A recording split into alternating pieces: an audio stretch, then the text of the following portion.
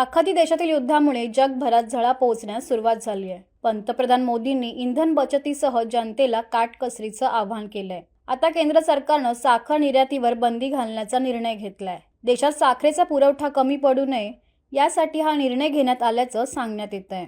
मात्र शेतकरी नेते राजू शेट्टी आणि शरद पवार गटाचे आमदार रोहित पवार यांनी सरकारवर निशाणा साधलाय। पाहूया।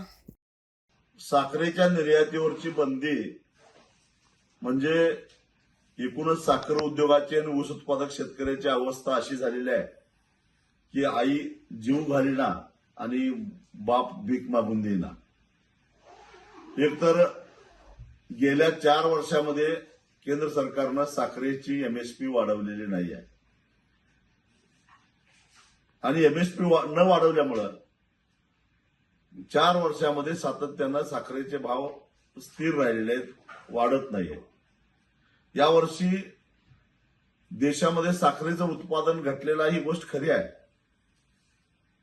मग सरकार जर का साखरेची एमएसपी वाढवणार नसेल, जगाच्या बाजारामध्ये साखरेला भाव चांगला मिळत असेल, तर मग साखर कारखान्यांनी साखर निर्यात का करू नये आणि त्यालाही तुम्ही बंदी घालता, स्वतःही भाव वाढवत नाही। याच्या पाठीमागचं केंद्र सरकारचं लॉजिक काय आहे? पण त्याचा थेट परिणाम हा ऊस उत्पादक शेतकऱ्यांच्यावर व्हायला लागलेला आहे। खरं तर आमचं आणि साखर कारखान्यांचं भांडण आहे ते ऊसापासून तयार झालेली साखर आणि त्याच्या उपपदार्थातून आलेल्या पैशातून शेतकऱ्याचा हिस्सा जास्तीत जास्त मिळाला पाहिजे यासाठी आहे। पण साखरेचे भावच वाढले नाहीत तर मग साखर कारखाने तरी काय करणार?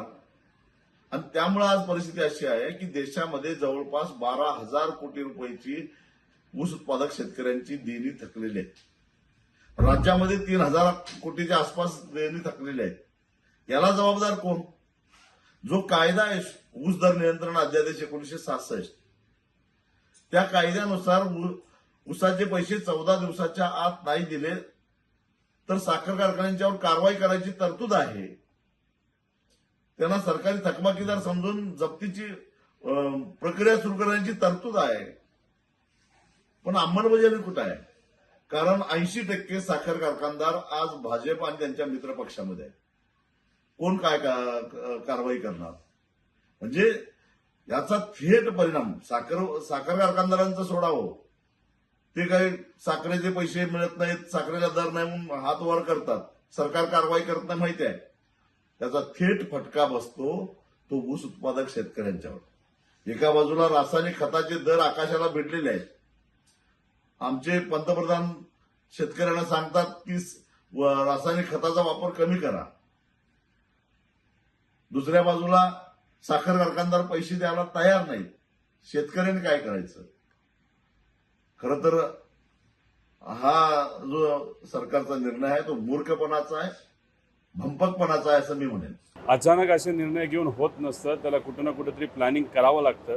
असे निर्णय घेतल्यामुळे नक्कीच साखरेच्या दरावर फटका हा बसू शकतो। आज साखरेचा दर जर जास्त असेल तरच शेतकऱ्याला आपल्याला पेमेंट देता येईल, नाहीतर जास्त भाव जर शेतकऱ्याला द्यायचा असेल तर साखरेचे भाव जास्त असणं फार महत्त्वाचं आहे। एका बाजूला तुम्ही तेलाच्या बाबतीत कुठेतरी फेल गेलेला आहात, परराष्ट्र धोरण तुम्हाला नीट पद्धतीने करता आलं नाही, इराणबरोबर चांगले संबंध ठेवता आले नाही, म्हणून आज गॅसच्या किमती वाढल्यात, तेल आपल्याला मिळत नाही, पेट्रोल डिझेल आता कदाचित आपल्याला महाग घ्यावं लागेल आणि महाग घेत असताना त्याच्यामध्ये सुद्धा आपण जर बघितलं तर आरक्षण सुद्धा येईल असं कुठेतरी सांगण्यात येते। त्यामुळे मग कुठं ना कुठेतरी पॉलिसी फेल्युअर हा केंद्र सरकारचा आहे। मात्र ह्या सगळ्या गोष्टी कोणाच्या माथ्यावर मारल्या जात आहेत तर सामान्य लोकांच्या माथ्यावर मारल्या जातात।